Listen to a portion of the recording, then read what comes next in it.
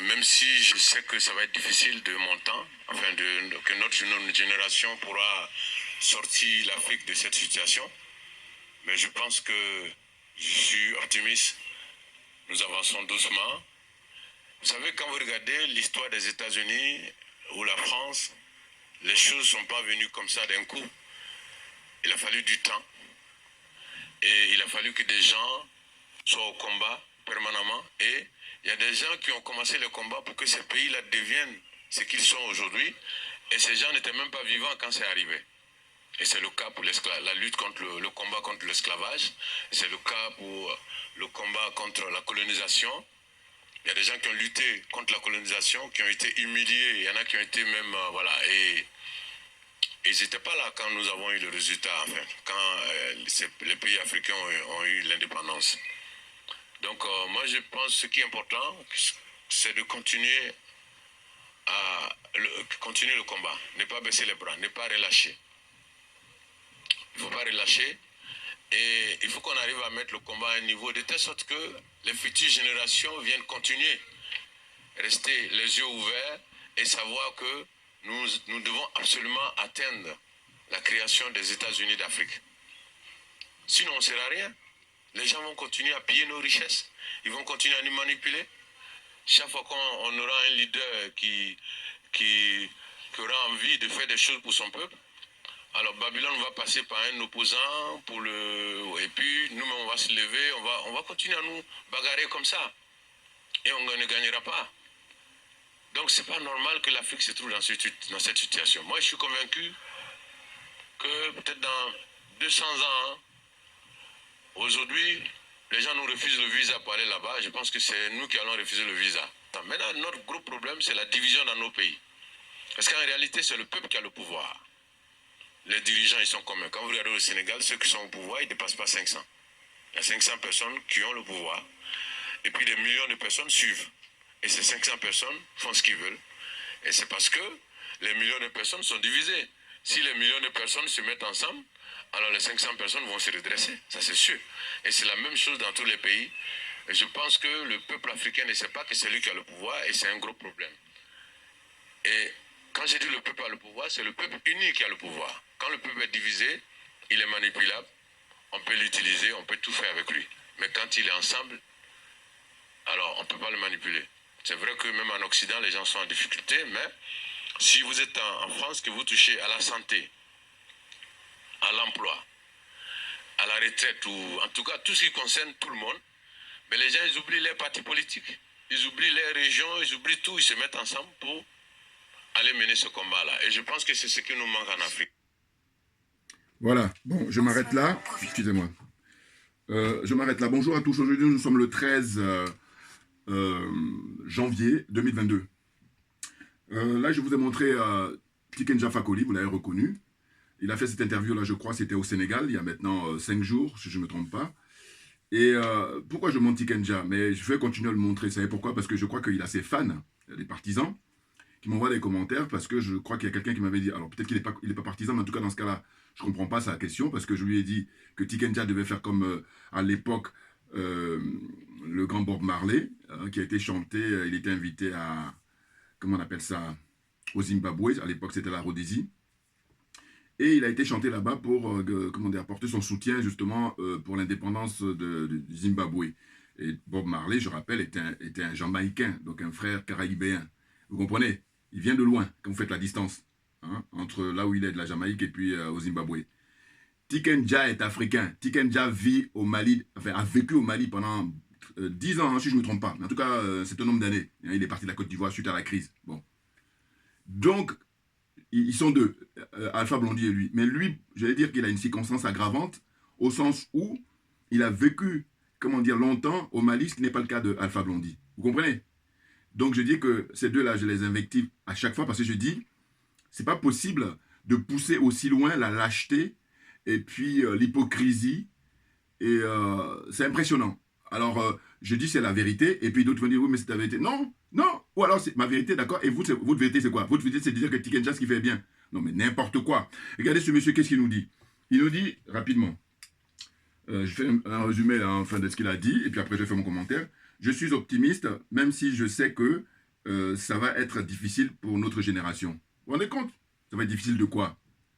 Tu fais comme le grand frère Salif Keïta. Voilà. Salif Keïta, il a dit à l'époque, en 2019, à Ibeka, Ibrahim Boubacar Keïta, l'ancien président du Mali, il lui a dit Koro, Koro, tu comprends bien le Bambara, moi je ne suis même pas Bambara, bon, c'est le minimum parce que, voilà, vous comprenez, hein?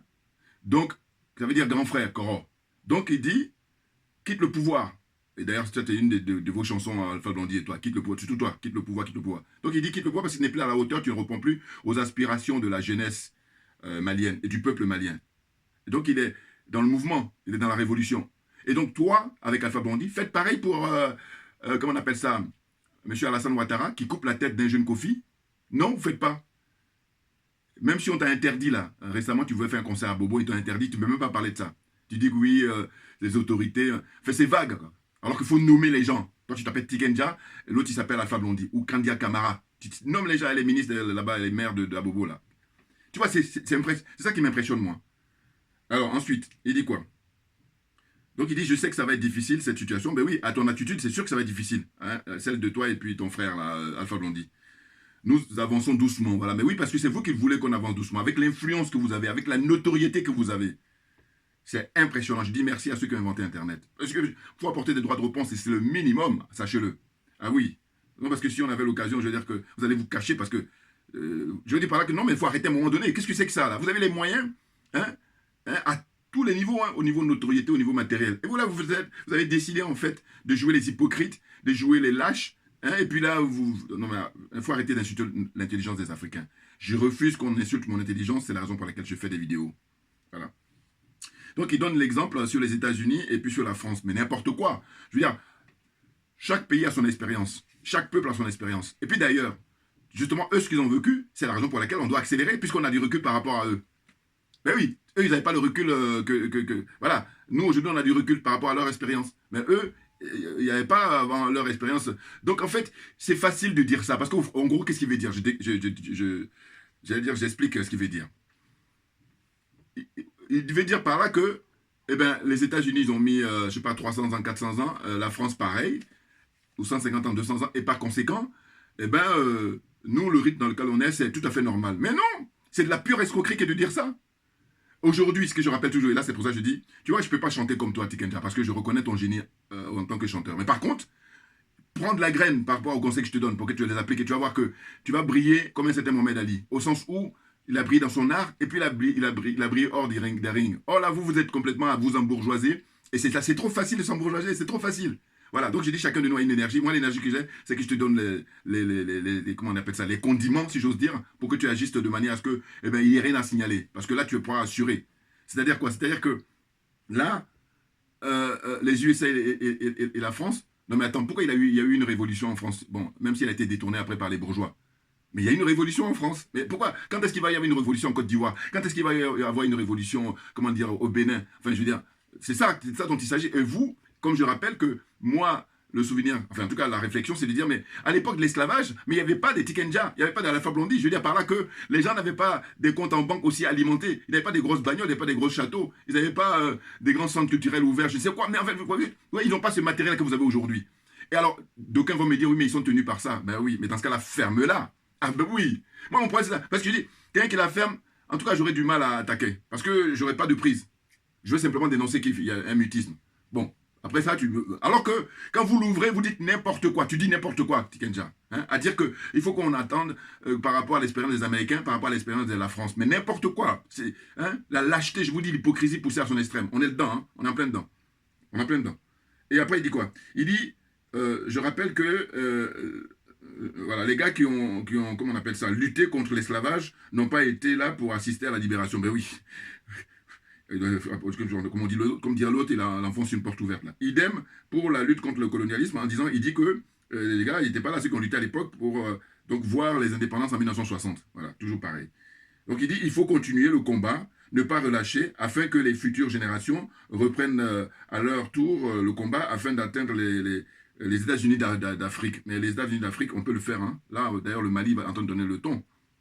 À toi, tu dois participer. Or, tu as décidé de te mettre à côté pour les regarder. Mais c'est lâche. Donc, je dis, ceux qui veulent essayer de m'apporter des critiques, là, mais qu'est-ce que vous voulez dire d'autre? Bon, si vous êtes fan, c'est vrai qu'il y a un fan, on est dans le fanatisme, donc bon, je peux rien pour eux. Mais j'en appelle à votre raison. J'en appelle à votre, comment on appelle ça, réflexion. Votre intelligence, votre honnêteté. J'en appelle à ça. De dire, mais attendez, Tikenja, il a vécu longtemps au Mali, il connaît le Mali. Eh bien, je dis, plusieurs propositions. Si tu ne pourrais pas parler comme l'a fait le grand Salif Keïta, mais au moins organise un grand concert à Bamako, maintenant là, au mois de janvier ou au plus tard au mois de février. Parce qu'il ne faut pas trop attendre. Hein. C'est-à-dire qu'il ne faut pas attendre que tout soit libéré maintenant et puis venir faire le malin. Ça, c'est trop facile, ça. C'est vrai qu'il y a des gens pendant la guerre, ils sont planqués. Et puis quand la guerre est terminée, tout le monde dit que j'ai été résistant. Non, je suis désolé. Ou reste enfermé dans tes studios et puis bon voilà, oublie-nous au lieu d'inciter notre intelligence en permanence en longueur d'interview. C'est n'importe quoi. Hein? Donc je te fais une proposition, si tu es courageux, tu fais comme Salif Keïta, tu te prononces ouvertement, tu dis monsieur Alassane Ouattara, déposez les clés de palais présidentiel et puis allez à la retraite. Parce que vous n'êtes plus à la hauteur pour reprendre nos aspirations du peuple ivoirien et du peuple africain même en général. Tu peux dire ça. Et si tu ne peux pas, mais au moins fais des concerts. Parce que là au moins, tu vois, on peut dire, bon voilà. Et d'ailleurs même en tant qu'artiste, là-dessus, on ne pourra pas te critiquer parce que tu fais dans ton art, voilà, chacun de nous. C'est incroyable, c'est incroyable. Moi je suis impressionné par l'attitude de ces gens-là. Et puis eux c'est une chose, mais c'est surtout ceux qui les soutiennent. Bon, ceux qui sont malhonnêtes, c'est plus rien pour eux. Mais ceux qui ne sont pas malhonnêtes, bon, je me pose des questions. Comment ça se fait? Ce que je dis là est très clair. Je dis qu'on peut accélérer le mouvement et ce que je dis là, il n'y a rien d'extraordinaire. C'est tellement vrai. C'est ça que j'appelle la vérité. Quand je dis, moi je suis dans ma religion, c'est la vérité et la vérité et la justice. Mais ça, c'est la vérité que de dire ça. Le fait que Tikenja ne fasse pas de concert, ou alors vous ne comprenez pas faire un concert là, à ce moment-là, où il y a le blocus, ou alors il participe au blocus. Là, dans ce cas-là, je suis d'accord, mais il faut le dire ça aussi. Mais oui, il faut dire, voilà, moi je fais partie de la CEDEAO et que mon président Alassane Ouattara, comme il boycotte, il a décidé de boycotter le Mali, et bien moi je boycotte. Là c'est clair. Autrement, on est perdu, autrement on ne comprend pas. Mais on sait, vous êtes dans la bourgeoisie, vous êtes ce que j'appelle la branche culturelle de la France-Afrique. C'est clair pour moi, très clair. Alpha Blondy et toi. Donc je termine. Voilà, quand il disait oui, les États-Unis d'Afrique, mais les États-Unis d'Afrique à l'époque, il y a des pères qui ont participé à ça. Simplement, les Occidentaux, ils ont mis les paquets et puis ils ont tout dispersé. Hein, comme une poudre. Mais sinon, à l'époque, c'était qui? Deux blocs. Vous avez le bloc des gens qui sont avec Houphouët-Boigny et puis Senghor. Hein. Si je ne me trompe pas, c'est quoi que c'est le bloc Monrovia, mais dites-moi si je me trompe, parce qu'il y a deux blocs. Monrovia et puis Casablanca. Et Casablanca, on retrouve qui? On retrouve Kwame Nkrumah, on retrouve Ahmed Sékou Touré. Vous voyez? Les plus courageux, qui avaient les couilles, ouais, c'est pas les trouillards, là, parce que le club, là, qui sont partis avec Fouboy, ça, c'est les trouillards. C'est clair. Oui, mais vous voulez dire quoi? Qu'est-ce que vous voulez dire? Mais oui, parce qu'il y en a même un qui m'a dit, oui, mais tu veux qu'il aille faire les concerts là-bas, en gros, c'est pas la paix. Et que Bob Marley, quand il a été au Zimbabwe, il y avait la paix. Mais tu dis, regarde ce genre de comparaison. Non mais attendez, je l'ai même dit, voilà, je l'ai répondu, mais il ne répond pas, c'est parce que j'ai senti qu'il est malhonnête. Moi, je dis, bon, d'accord, il y a la guerre au Mali, d'accord, admettons. Maintenant, j'ai cité d'autres pays, j'ai dit, bon, voilà, pourquoi il ne va pas là pour faire concert? Et là, mais il me dit, oui, mais le combat se mène ici, en Occident. Je dis, mais, tu vois, je jette les ponts à 15 secondes. Pourquoi? Parce que je dis, mais c'est pas la peine, parce que tu n'es pas à la hauteur, mec. En fait, les mecs, si tu regardes le nombre de concerts qu'ils font dans l'année de janvier, comment dire, à décembre, je ne parle pas quand le Covid arrivait, hein, mais avant le Covid, mais c'est ici qu'ils font le plus leurs concerts, puisque au niveau pouvoir d'achat, c'est ici. Hein, au Canada, aux États-Unis, en France surtout. Vous voyez? En Belgique, en Italie, partout. Et donc, en Afrique, un peu moins. On peut aller, là, maintenant, comme on a d'Internet, on peut vérifier. Hein. Donc, il faut arrêter de vouloir contester pour contester n'importe quoi. Vous voyez? Et quand j'ai dit d'aller chanter, comment dire, au Mali, bon, à la rigueur, dans les zones où il y a la guerre, mais il n'y a pas la guerre partout, à Bamako par exemple, pourquoi les gens tiennent des meetings alors? Pourquoi il y a les grands rassemblements depuis, pour faire même renverser Ibeka? Donc, il faut arrêter d'être mauvaise foi à ce point-là. Non, franchement, là, moi, je ne peux rien pour vous. Voilà. Je vous dis par courtoisie, j'essaie de reprendre un peu, mais à un moment donné, quand tu réfléchis, je dis, mais non, mais arrêtez, les gars. Ça, là, c'est fatigant parce qu'on perd du temps. Voilà, c'est ça. En tout cas, Assimi Goïta, j'ai pas envie de perdre mon temps. Voilà, c'est ça. Vous comprenez? Donc là, à la fin, bon, j'ai coupé tout à l'heure, mais ça dure 3 minutes, je crois, son interview. À la fin, il dit, Babylone, voilà, ça c'est toujours pareil. Alors là, on joue les rastas. Ça, c'est pour nous embrouiller, pour nous endormir. Babylone va passer par là pour vous diviser. En gros, c'est ce qu'il dit. Diviser un opposant parce qu'il dit... dans 200 ans. Ah oui, là, c'est là le pompon. Voilà. Donc, il dit que nous sommes divisés car le peuple uni, le pouvoir, voilà. Donc, parce qu'on est divisé, donc, mais ça, tu as foncé une porte ouverte, là. Toi, tu peux participer à ta manière beaucoup plus efficacement, mais tu ne le fais pas. Enfin, on dit pareil. Vous êtes là pour donner des interviews et puis vous endormez les gens. Moi, je demande à ce que vous réveillez les gens. Hein, parce que vous êtes reconnus comme étant des chanteurs engagés. Mais montre-le maintenant. Allez faire des concerts en République centrafricaine. Ça va faire du bien à toute la jeunesse centrafricaine. Ça va faire du bien au président Touadéra et son équipe. Voilà.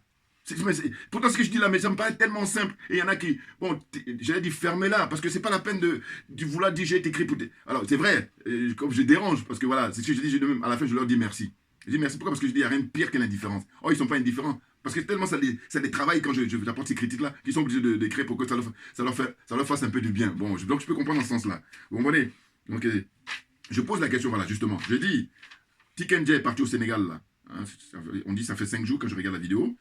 Eh bien, je lui dis, quelle est sa position au Sénégal, par exemple, le soutien vis-à-vis de quelqu'un comme Ousmane Sonko, voilà, l'honorable Ousmane Sonko, parce que ce sont eux les panafricains aujourd'hui, ce sont eux qui répondent justement aux paroles de leurs chansons, parce qu'eux, ils combattent la France-Afrique.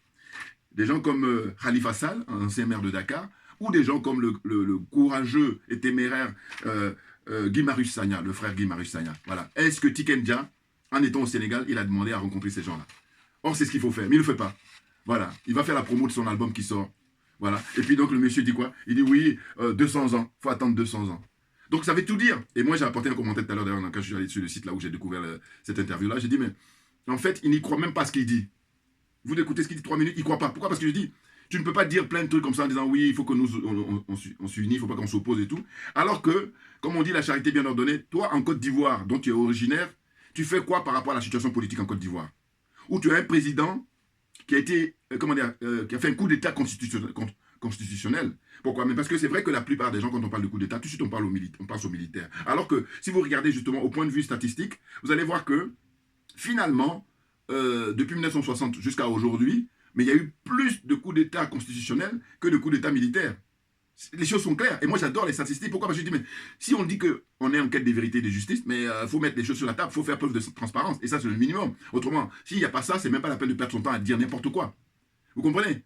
Donc là, lui, il dit 200 ans. Mais donc, je dis, c'est même profond dans son esprit, hein, parce qu'il le dit, c'est pas la première fois que j'entends ça, hein, il dit ça très souvent dans ses interviews. Donc, ça veut dire qu'en fin de compte, le mec, bon, c'est vrai qu'il a travaillé, hein, ça, je ne vais pas contester. Je vous dis, je ne peux pas contester leur talent, leur génie. Mais ce que je conteste, c'est le fait que je dis, mais au moment où nous vivons aujourd'hui, où on peut accélérer les choses, et vous avez les moyens, mais pourquoi vous n'agissez pas? Vous êtes complice de la France-Afrique. Pourquoi vous faites ça? Et le pire, et je reviens toujours à la phrase de Norbert Zongo, le grand journaliste qui a été assassiné par Blaise Compaoré et son frère, qui est caché ici en France. Voilà. Et puis comme les Français sont des hypocrites, qui sont des manipulateurs, ils le gardent au chaud, et puis tantôt ils nous font le coup de... Ils passent devant la justice, n'importe quoi. Bon, moi j'ai compris, c'est pour ça que je vous dis, je me présente. Djoubian, c'est mon surnom sur le net, et je me définis comme étant accessoirement spécialiste de la France. Vous comprenez? Donc je dis, faut arrêter de parler de 200 ans. Non, ça va aller beaucoup plus vite. Et j'ai dit, tel que je les connais, et d'ailleurs ce qui est bien, c'est qu'on on a les archives là. Ah oui, moi je dis, il faut garder les archives parce que c'est la meilleure façon pour la pédagogie. Parce que les gens qui sont des escrocs, eux, s'il n'y a pas d'image, il n'y a rien comme preuve, ben, ils vont venir les mêmes, ils vont s'amener demain et puis faire comme s'ils étaient à résister, à prendre des risques. Or, je vous dis, le nègre de maison s'oppose au nègre marron qui s'oppose, hein, parce que le nègre marron, c'est-à-dire le nègre courageux qui affronte hein, l'adversité, qui affronte la France-Afrique, qui affronte l'impérialisme, voilà. Et celui qui refuse de prendre des risques, c'est celui que j'appelle le nègre de maison. C'est ça, pour moi, ma définition. Vous comprenez? Donc vous êtes planqué, et là, vous êtes là, parce que, évidemment, compte tenu de votre notoriété, bon, mais il y a des gens qui ont beaucoup de respect pour vous, machin, tout, mais je dis, mais écoutez, je vous l'ai dit dans une vidéo passée, j'ai dit, écoutez, moi, je suis quelqu'un, tu es mon ami, si tu fais quelque chose que je trouve gauche, ou enfin, je veux dire par là, qui n'est pas droit, je dis, non, non, non, moi, je n'adhère pas à ça, voilà. Mais c'est clair, c'est plus fort que moi. Donc, Tiken, je l'ai rencontré déjà, je vous dis, à Paris, à l'époque à Paris, dans le 7e arrondissement. Voilà. Je suis allé déposer un collègue, un copain, et puis voilà, on a discuté un petit peu. Je suis un garçon charmant, mais la question n'est pas là. La question, c'est de dire qu'aujourd'hui, hein, au 21e siècle, on a suffisamment de moyens pour sortir de la servitude volontaire dans laquelle on est plongé par la plupart... Vous, quand tu dis 200 ans, mais tu es dans la servitude volontaire, tu acceptes la condition dans laquelle tu vis, alors qu'il y a plein de jeunes là qui n'ont pas du travail, qui n'ont pas à manger. Il y a plein de jeunes qui ont des doctorats. En Côte d'Ivoire, ils sont plus de 3000, ils n'ont pas de boulot. Donc, il y a du boulot sur la planche, tu vois. Et là, non, on est là, tranquillement, on compare à la France, et puis qu'est-ce qu'il dit? Il dit, ouais, voilà... en France, par exemple, vous avez, ils sont unis parce qu'il y a des trucs qu'il ne faut pas toucher, c'est par exemple la sécurité sociale. Non mais, oh là là. Ben, évidemment, il peut te dire ça en Afrique, mais moi, je vis ici, voilà. Et donc, je vais te raconter, si tu veux, hein, diffusez mes vidéos, s'il vous plaît, au maximum, partagez, hein. faites des pouces. Je veux dire par là que, moi je vis en France et comme je dis justement, je me définis comme étant spécialiste de la France, et bien ces gens-là, ben, ils peuvent essayer de prendre mes vidéos, de prendre connaissance de mes vidéos et puis de dire, tiens, on va échanger un peu avec lui. Alors quand je dis ça, je veux dire par là que, après moi je reconnais que toi tu as ton génie en tant que chanteur. Ben, si les trucs que tu dis, c'est n'importe quoi, c'est comment on appelle ça? La lâcheté, voilà. C'est lâche, hein, c'est très lâche l'attitude qu'ils ont. La mesquinerie, l'hypocrisie, voilà. Je cherchais encore, mais en tout cas ce qui me vient à l'esprit actuellement, c'est ça que je peux dire par rapport au fait que Tikenja ne fasse pas de concert. Hein. Franchement, c'est la honte. Tu as vécu au Mali. Et en plus, il avait fait des concerts, je crois, au Mali à l'époque, quand il y avait Ibeka au pouvoir. Regardez, pareil, vous regardez les images d'archives, vous allez voir, il y a plein il avait fait des concerts là-bas. Mais aujourd'hui, c'est le moment où jamais. Mais pourquoi tu ne le fais pas? Et d'ailleurs, je me dis, mais ceux qui posent des questions, alors je ne sais pas.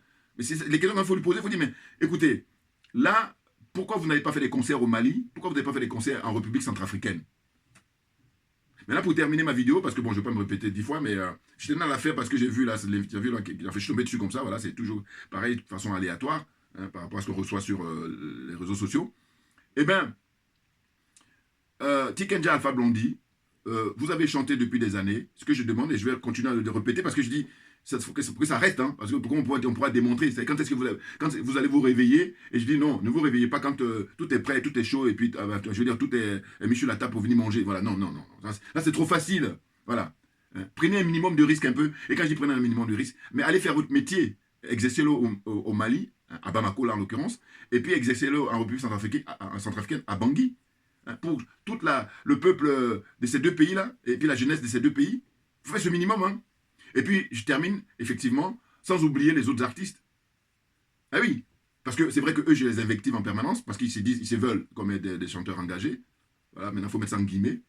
Maintenant, les Magic System avec Assalfo, là. Mais pareil, vous pouvez aller faire des concerts en République centrafricaine maintenant. C'est ça qui est beaucoup plus intéressant.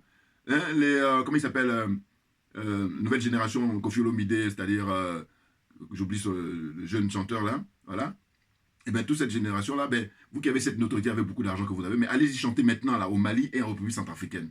Ça a de la gueule, voilà, ça a de la gueule. Vous savez, ça ressemble à quelque chose. Autrement, si vous êtes là juste dans votre petit confort, j'ai mon petit château, j'ai ma petite piscine, la vie sur Terre c'est ça, ben, vous êtes trop léger, vous êtes trop léger. Mais bon, qu'est-ce que vous voulez? En tout cas, je dis merci encore une fois pour le fait de pouvoir leur apporter des droits de reprendre, parce que sinon, c'est pas possible qu'on vive ça, c'est pas possible.